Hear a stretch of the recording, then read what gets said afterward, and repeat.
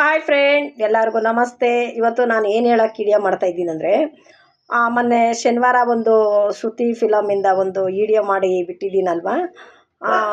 ಬೇರೆಯವರು ಹಾಡಿಗೆ ನಾನು ಆಕ್ಷನ್ ಮಾಡಿದ್ದೀನಲ್ವ, ಅದಕ್ಕೆ ಒಬ್ಬರು ಏನಂತ ಕಮೆಂಟ್ ಹಾಕಿದ್ದಾರೆ ಗೊತ್ತಾ? ಈ ಹಾಡು ನೀನೇ ಹಾಡಿದರೆ ಎದೆ ಹೊಡ್ಕೊಂಡು ಸತ್ತೋಗ್ಬಿಡ್ತಾ ಇದ್ದೆ ಅಂತ ಕಮೆಂಟ್ ಹಾಕಿದ್ದಾರೆ. ಇವತ್ತು ಅವ್ರಿಗೋಸ್ಕರಗೆ ನಾನು 2 ಲೈನ್ ಹಾಡ್ತೀನಿ, ಆದರೆ ಎದೆ ಹೊಡ್ಕೊಂಡು ಸತ್ತೋಗ್ತೀನಿ ಏನೋ ನೋಡೋಣ.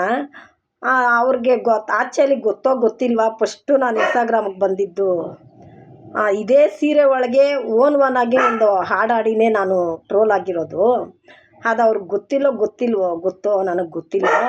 ಆ ಬ್ಯಾಡ್ ಕಮೆಂಟ್ ಹಾಕೋ ಮೊದಲು ಅವರು ಹೆಂಗೆ ಏನು ಅವ್ರ ವಿಡಿಯೋಗಳು ನೋಡಿಬಿಟ್ಟು ಮಾತಾಡಬೇಕು ಅಂತ ತಿಳ್ಕೊಂಡು ತಿಳ್ಕೊಂಡು ಕಾಮೆಂಟ್ ಹಾಕಬೇಕು. ಸುಮ್ಮನೆ ಯಾಕೆ ಆ ಥರ ಎಲ್ಲ ಮಾಡ್ತೀರಾ?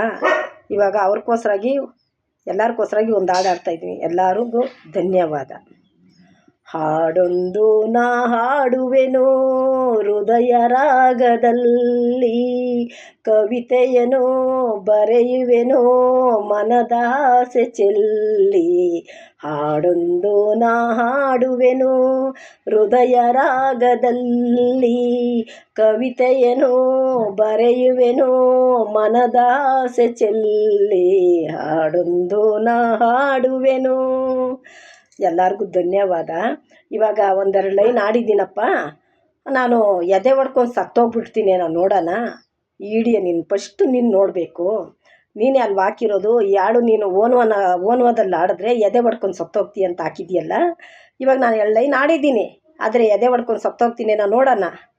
ಫಸ್ಟು ಬ್ಯಾಡ್ ಕಮೆಂಟ್ ಹಾಕೋಕ್ಕೆ ಮುಂಚೆ ಅವ್ರು ಏನು ಹೆಂಗೆ ಅವರಲ್ಲಿ ಯಾವ ಟ್ಯಾಲೆಂಟ್ ಇದೆ ಅಂತ ತಿಳ್ಕೊಂಡು ಬ್ಯಾಡ್ ಕಮೆಂಟ್ ಹಾಕೋದು ಕಲಿ ಫಸ್ಟು.